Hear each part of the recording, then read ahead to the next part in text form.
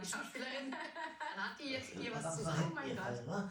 Ich habe dich in all den Jahren, in der dich auch dieser Kinderwunsch so intensiv begleitet hat, ja auch erleben dürfen. Und ich eine der wenigen, die das auch wusste und die mitgefiebert hat. Und ich weiß gar nicht, wie ich zu dieser Rolle gekommen bin, dass ich da so involviert war. Also du bist so empowerment.